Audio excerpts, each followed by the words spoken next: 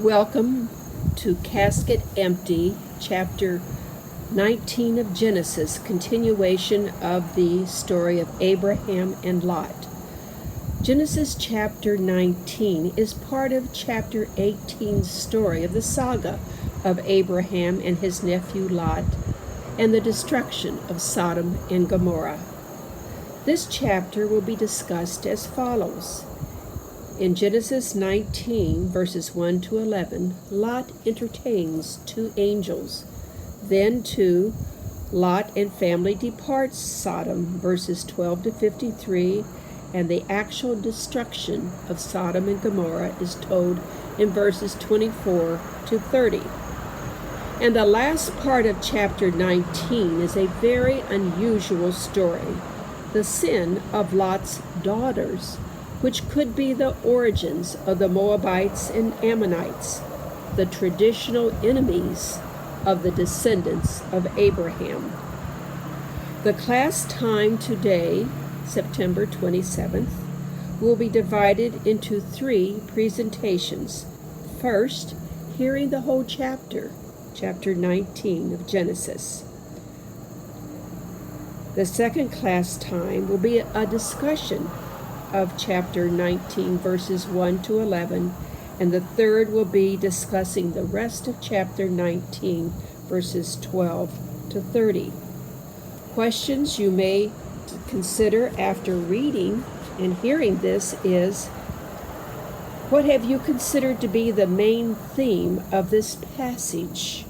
Is it the act of hospitality or another? Historically, a second question would be, what has the church taught as the main lesson of this chapter of Lot and his visitors? Listen now to Genesis chapter 19. The two angels came to Sodom in the evening, and Lot was sitting in the gateway of Sodom. When Lot saw them, he rose to meet them and bowed down with his face to the ground.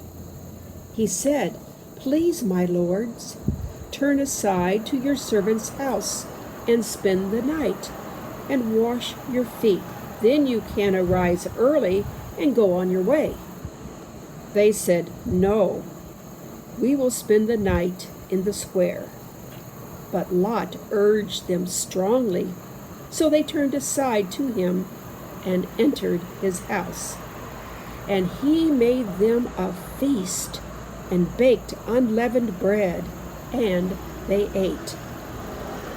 But before they lay down, the men of the city, the men of Sodom, both young and old, all the people to the last man, surrounded the house, and they called to Lot, "Where are the men who came to you tonight? Bring them out to us, so that we may know them."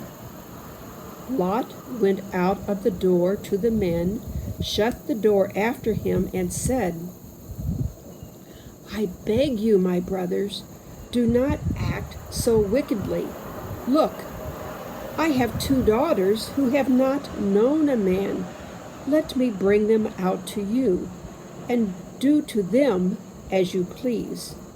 Only do nothing to these men, for they have come under the shelter of my roof." But the townsmen said, "Stand back." And they said, "This fellow came here as an alien, and he would play the judge. Now we will deal worse with you than with them." And they pressed hard against the man Lot and came near the door to break it down. But the men inside reached out their hands and brought Lot into the house with them and shut the door. And they struck with blindness the men who were at the door of the house, both small and great, so that they were unable to find the door. Then the men said to Lot, Have anyone else here, sons-in-law, sons, daughters, or anyone you have in the city bring them out of the place, for we are about to destroy this place, because the outcry against its people has become great before the Lord, and the Lord has sent us to destroy it. So Lot went out and said to his sons-in-law, who were to marry his daughters, "Up, get out of this place, for the Lord is about to destroy the city." But he seemed to his sons-in-law to be jesting. When morning dawned, the angels urged Lot, saying, "Get up, take your wife and your 2 daughters who are here, or else you will be consumed in the punishment of the city." But he lingered. So the men seized him and his wife and his 2 daughters by the hand, the Lord being merciful to him, and they brought him out and left him outside the city. When they had brought them outside, they said, "Flee for your life. Do not look back or stop anywhere in the plain. Flee to the hills, or else you will be consumed." And Lot said to them, "Oh no, my lords, your servant has found favor with you, and you have shown me great kindness in saving my life. But I cannot flee to the hills, for fear the disaster will overtake me, and I die. Look, that city is near enough to flee to, and it is a little one. Let me escape there. Is it not a little one? And my life will be saved." He said to Lot, "Very well, I grant you this favor too, and will not overthrow the city of which you have spoken. Hurry, escape there, for I can do nothing until you arrive there." Therefore the city was called Zoar. The sun had risen on the earth when Lot came to Zoar.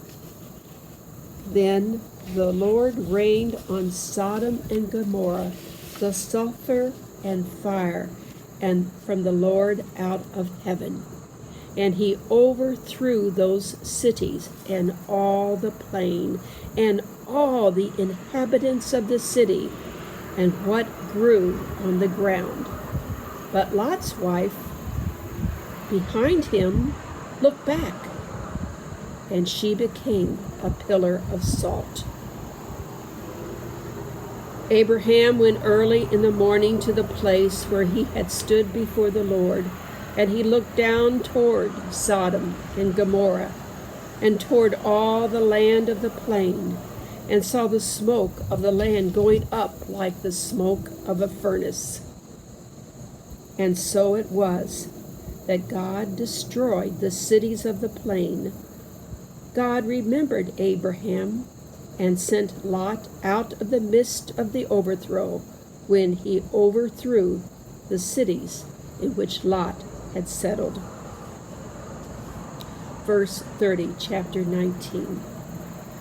Now Lot went up out of Zoar and settled in the hills with his 2 daughters, for he was afraid to stay in Zoar. So he lived in a cave with his 2 daughters. And the firstborn said to the younger, "Our father is old, and there is not a man on earth to come in to us after the manner of all the world. Come, let us make our father drink wine, and we will lie with him, so that we may preserve offspring through our father." So they made their father drink wine that night, and the firstborn went in and lay with her father. And he did not know when she lay down or when she rose. On the next day, the firstborn said to the younger, "Look, I lay last night with my father.